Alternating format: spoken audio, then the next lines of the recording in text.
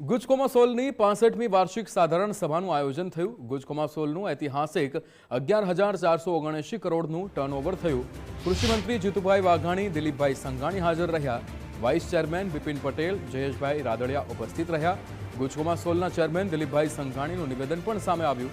તેમણે કહ્યું કે 5 વીઘામાં ગુજકોમાસોલની ઓફિસ બનાવી સહકારી પ્રવૃત્તિ જોવી હોય તો ગુજકોમાસોલ જવું। કોર્પોરેટ જગતનું મોડેલ પણ આત્મા સહકારની છે।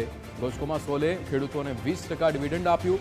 ટેકાના ભાવે ખરીદીથી ખેડૂતોને સીધો ફાયદો। કર્મચારીઓની નિવૃત્તિ વયમર્યાદા 60 વર્ષ કરાઈ છે।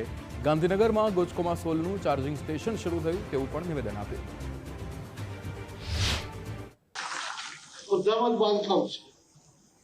हमारा कमिटी ना चेयरमैन गोविंदभाई चालू बांधकाम में કેટલી વખત સૂચનો પસંદ ના પસંદની ચર્ચાના અંતે જે ભવન બન્યું એ ભવનમાં દેશભરમાંથી કોઈ એવી સંસ્થા નથી જેને મુલાકાત કરી।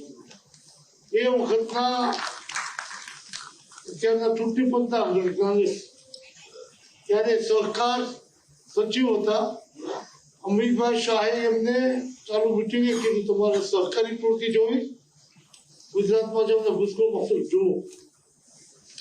બીજી કે ત્રીજી મીટિંગમાં કીધું તમે જઈ આવ્યા નહોતા આવ્યા। મને બીજે દિવસે ફોન આવ્યો કે મારે ગુજકોમાસોલ આવવું છે।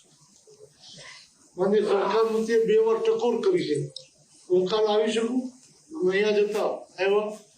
જ્ઞાનેશ્વર જોઈને પણ અભિપ્રાય આપ્યો કે દેશભરમાં સહકારી સંસ્થાનું કોર્પોરેટ જગતનું મોડલ ગણાય એવું આ સ્થાન છે।